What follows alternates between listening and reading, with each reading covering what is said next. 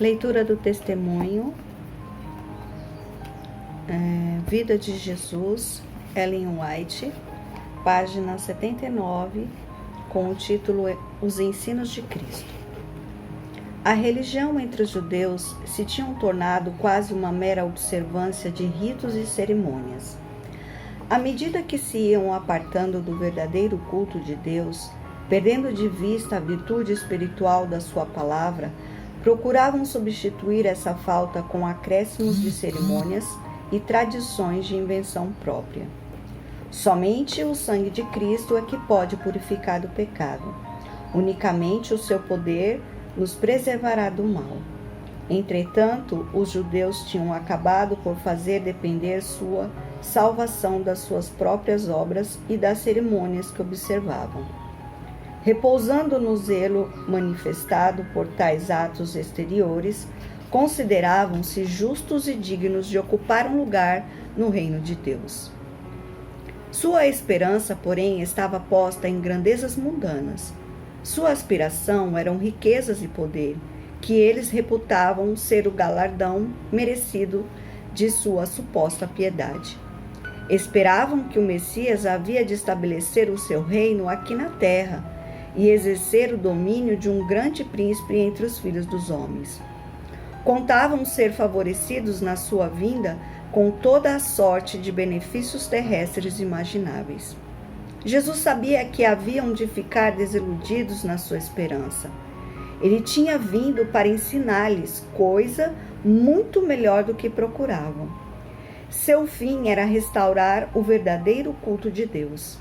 Queria estabelecer a religião pura do coração, que devia manifestar-se numa vida pura e num caráter santo. Em seu belo Sermão da Montanha, ele revela o que Deus reputa mais precioso e o que verdadeiramente nos dá felicidade.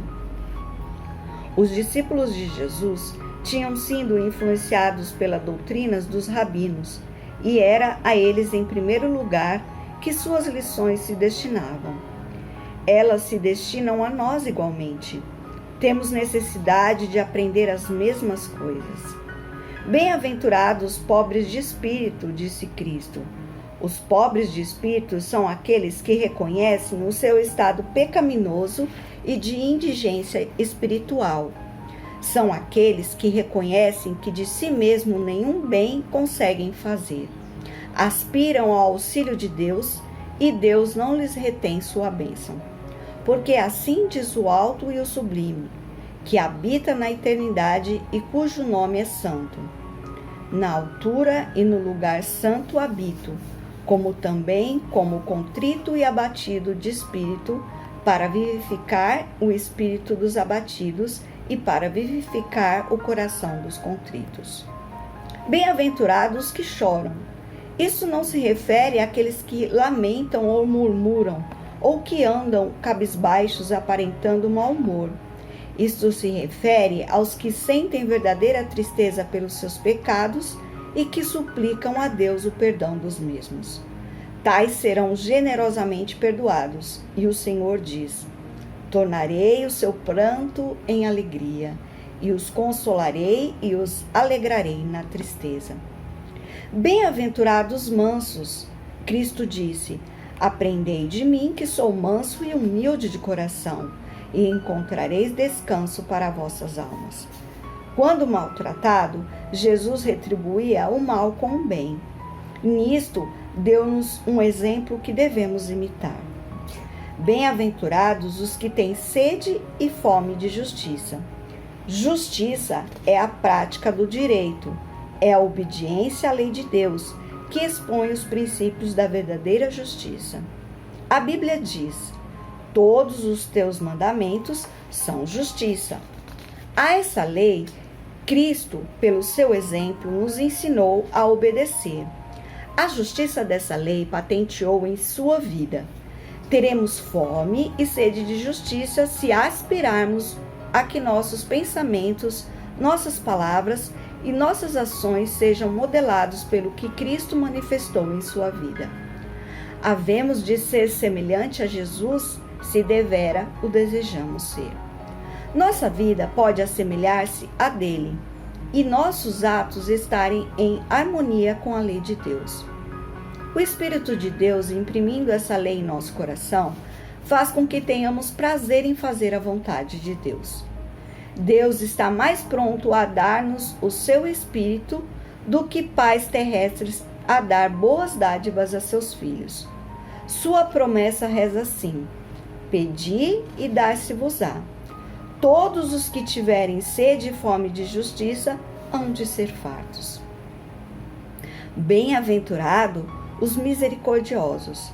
Ser misericordioso é tratar outros melhor do que o merecem. Assim, Deus nos tratou. Ele tem prazer em usar de misericórdia. É benigno, ainda com os ingratos e maus. Por isso, nos ensina a tratar assim os nossos semelhantes. Sede uns para com os outros benignos, misericordiosos, perdoando-vos uns aos outros, como também Deus vos perdoou em Cristo. Bem-aventurados limpos de coração. Deus tem mais em conta o que realmente somos do que aquilo que dizemos ser. Não se lhe dá de como parecemos exteriormente. O que deseja é que sejamos puros de coração. Então todas as nossas palavras e todos os nossos atos serão justos. Davi orava: cria em mim, ó Deus, um coração puro. Sejam agradáveis as palavras da minha boca e a meditação do meu coração perante a tua face, Senhor, rocha minha e libertador meu.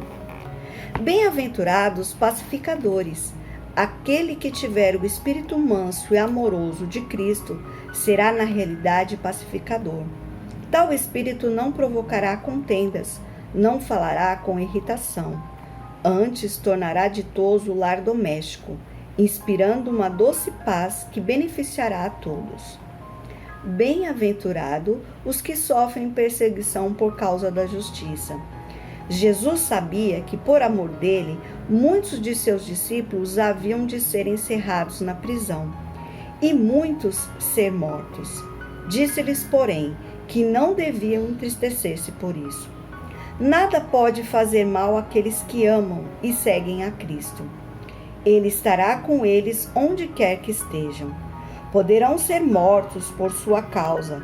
Em compensação, porém, Jesus lhes dará vida imperecível e uma coroa de glória que não murchará. Do seu exemplo, outros haveriam de aprender acerca do Salvador. Cristo disse aos seus discípulos: vós sois a luz do mundo. Jesus logo devia sair deste mundo para tornar ao Pai, mas seus discípulos deveriam continuar a ensinar ao povo o amor de Deus. A eles cumpria serem luminares no meio das gentes. A lâmpada no farol, projetando sua luz para o mar, guia a nau a salvo ao porto demandado. Do mesmo modo, os seguidores de Cristo devem alumiar neste mundo escuro, a fim de guiar os homens a Cristo e à pátria celestial. Eis o que a todos os discípulos de Cristo compete fazer. Jesus os chama para cooperarem com ele na salvação de almas. Tais ensinamentos eram estranhos e novos para os ouvintes de Cristo, e ele teve de repeti-los muitas vezes. Uma vez um doutor da lei lhe dirigiu a seguinte pergunta: Mestre, que farei para herdar a vida eterna? Jesus lhe respondeu: Que está escrito na lei? Como lês? E respondeu ele, disse: Amarás ao Senhor teu Deus de todo o teu coração, e de toda a tua alma, e de todas as tuas forças, e de todo o teu entendimento, e ao teu próximo como a ti mesmo. E disse-lhe Jesus: Respondeste bem, faze isto e viverás. O doutor não havia feito isso. Sabia que não tinha aos outros o amor que tinha a si mesmo. Em vez de arrepender-se, porém, buscou uma escusa para seu egoísmo. Querendo justificar-se a si mesmo, disse a Jesus: E quem é o meu próximo? Os sacerdotes e rabinos, muitas vezes, disputavam acerca desse assunto. Não consideravam seus semelhantes a gente pobre, nem mostravam bondade para com eles. Cristo não se meteu a discutir razões, mas respondeu à pergunta do doutor com a narração de um fato acontecido não havia muito tempo. Certo homem, disse ele, fez uma jornada de Jerusalém a Jericó. O caminho era ladeirento e pedregoso e conduzia através de uma região deserta e agreste. Em meio da viagem, foi assaltado por ladrões e despojado de tudo quanto levava, sendo ferido e deixado na estrada por morto. Enquanto assim jazia, descia de Jerusalém pela mesma estrada, primeiro um sacerdote e depois dele um levita. Mas ao invés de socorrerem o pobre homem, um e outro passaram de largo. Esses homens tinham sido escolhidos para fazerem o serviço divino no templo de Deus, e como ele, deviam usar de bondade e misericórdia. Seu coração, porém, era frio e insensível. Algum tempo depois passou um samaritano. Estes eram um povo desprezado e odiado dos judeus. Os judeus não se dignava dar àqueles um copo de água, nem uma migalha de pão sequer. Entretanto, o samaritano não se demorou a refletir nisso, nem mesmo hesitou diante do perigo de estar sendo observado pelos salteadores. Ali estava a esvair-se em sangue, um estrangeiro prestes a render o espírito. Tirando a sua túnica, o samaritano envolveu nela ao semi-morto, deu-lhe a beber do vinho que trazia e verteu-lhe azeite nas feridas. Depois, colocou sobre a sua cavaldura e conduziu a uma estalagem, e aí cuidou dele durante toda a noite.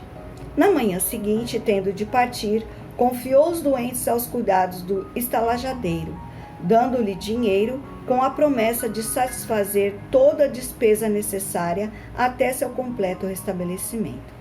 Assim narrou Jesus o fato. Depois, voltando-se para o doutor, perguntou-lhe: qual, pois, desses três te parece que foi o próximo daquele que caiu nas mãos dos salteadores? O doutor respondeu: o que usou de misericórdia para com ele. Disse-lhe então Jesus: vai e faze da mesma maneira. Deste modo, Jesus ensinou que qualquer coisa que necessitar da nossa ajuda é nosso próximo. Devemos tratá-la do mesmo modo que desejaríamos ser tratados nós mesmos. O sacerdote e o levita pretendiam estar observando fielmente a lei de Deus. Em realidade, porém, foi o samaritano que verdadeiramente a cumpriu. Seu coração era bondoso e caritativo. Tendo cuidado do ferido, revelou com isso amar a Deus e ao homem, pois a Deus agrada que façamos bens aos outros. Nosso amor a Deus só podemos manifestar sendo bondosos com aqueles que nos rodeiam. Um coração bondoso e amorável vale mais do que todos os tesouros do mundo. Aqueles que vivem para fazer bem revelam com isso ser filhos de Deus. Serão eles que hão de reinar com Cristo no seu reino. Uma bela lição do grande exemplo do amor de Jesus.